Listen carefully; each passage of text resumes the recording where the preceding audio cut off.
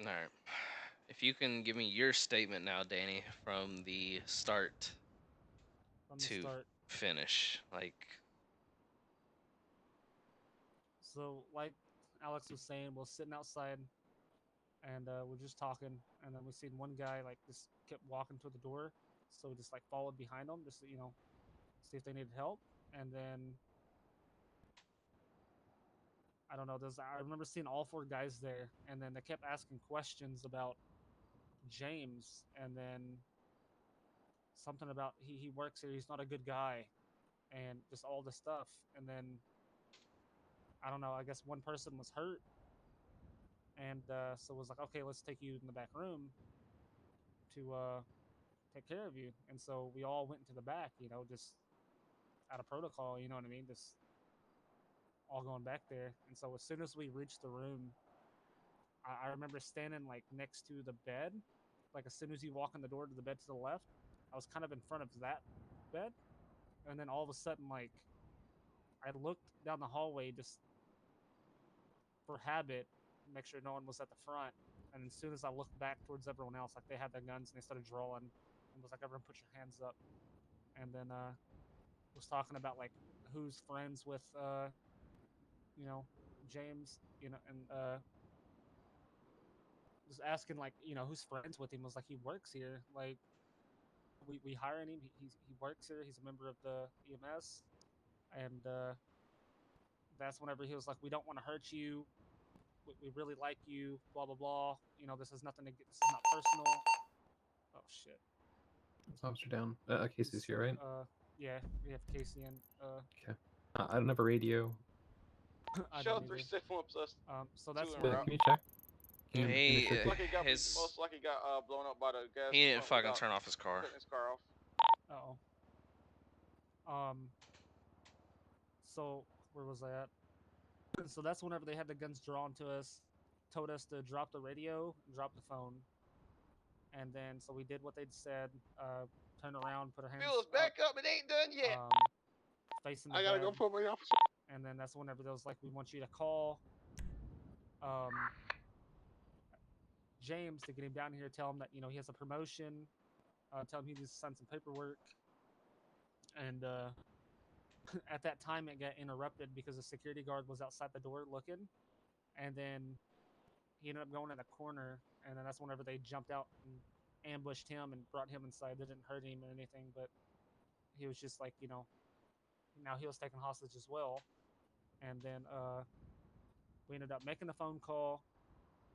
Chief and the guy with all black, the Mickey guy, went outside because they wanted to meet. They wanted to meet, him without him thinking anything's up with, people having guns aimed at us or whatever. And so the three guys that had the rest of us three as hostage, in the room, while Alex and Mickey went outside. And after that, I don't know what happened with her. But in that meantime, I don't know what was going on out front, but something I guess I was talking on radio about something about putting us in the ICU upstairs. And right when that happened, they told us to get up, and then all of a sudden they told us, "Never mind, let's not do that." And then they told us to go in the corner next to the bed. So we had one person that was, as soon as you walk in and turn left, it's all the way in the left corner. And then me and the security guard was all the way in the right corner from the door. And then after that, it was just a matter of time before like the police ended up coming, and that was pretty much the scene. And then they basically just wanted us to. And then there was three guys, and then for some reason I don't know where the third guy went. Whenever the police got there was only two guys that had us hostage inside the room, and the third guy, the dude with the colorful clothes on, he's the one that got away. I don't know how he ended up leaving. I don't know if he left and went upstairs because that's the last thing he heard. I'm not 100% sure what happened to him, but there was three guys, and all of a sudden, like that third guy was just gone. That's pretty much it as far as what happened behind there. They didn't like hurt us. They didn't like rob us. They did ask us if we have weapons. We agreed. Said yeah, we do, and that was pretty much it. They didn't search us. The only thing they stole from me is my phone and my radio, and that's because I guess they just didn't have time to give it back because of everything that went down. But as far as that, I mean, they didn't rob us. They didn't like shoot us or you know what I mean, anything like that to harm us. And they kept telling us like over and over again that they don't want to harm us. And yeah, that's pretty much it. And then once the police got there, they wanted the passage and did those talks. And then all of a sudden, I mean, in the process of the police that was trying to negotiate for our lives, I guess that's when the gunfight broke out. And so the two guys were like, "That's not in here. That's not in here," trying to let them know, like, "Hey, we're not shooting inside the hospital. That's not us. That's whatever's going on outside." And yeah, that's pretty much it. I guess those two guys end up getting, what they wished for is the free passage. We walked outside. We took a left, and that's whenever I started walking towards Alex. And as soon as I walked around the corner, those two bodies being brought in. I don't remember those two bodies being brought in, and an officer needed help as well. I know that. There was one dude that was dressed in black. I'm guessing it was the other guy that looked like Mickey. I guess with the black shoes. It's just so blurry. I thought it was Mickey, to be honest, but I guess it wasn't because he ended up somehow making his way into the hospital bed. I don't. My first instinct was to get the patients in to take care of them, even though after, like, it's the same people that pretty much took us hostage for the last, like, 30, 45 minutes at the time.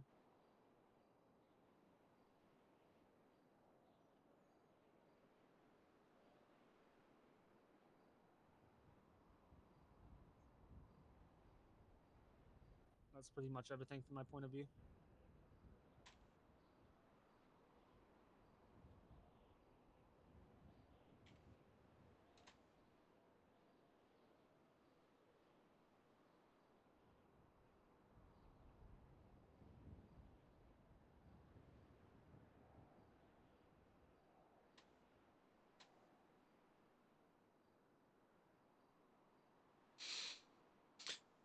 All right. I'm just making some notes on time codes from that video.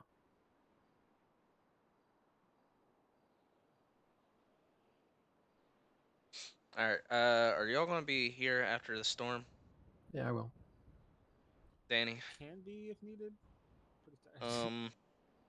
Pretty much. Wait, hold on. Let me call Yeah, Casey. like Pretty much, I think Danny's story comports with pretty much everything I said. I think, right? Yeah. Yeah. I just want to ask you all about Doolittle brandishing in here because I know that y'all have reached out. That's pretty much the other thing. Like, I just want to wrap into this report and just get your all statement. Actually on file. Yeah. Okay. So the short version is, I mean, and I'll get it after the storm if you're gonna be here. yeah, I'll be here. Danny, What's up? do you have anything, any statement you want to make about Doolittle brandishing? Like, are you gonna be here after the storm, Danny? I can be if you need me to. I can. Yeah, for like 5 minutes if you can. I'll wake up here.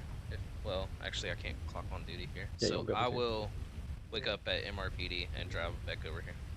Sounds good. All right. I'll be here. And about Doolittle, so I don't know anything about like I haven't Have you ever seen him draw a weapon? paid attention. I haven't.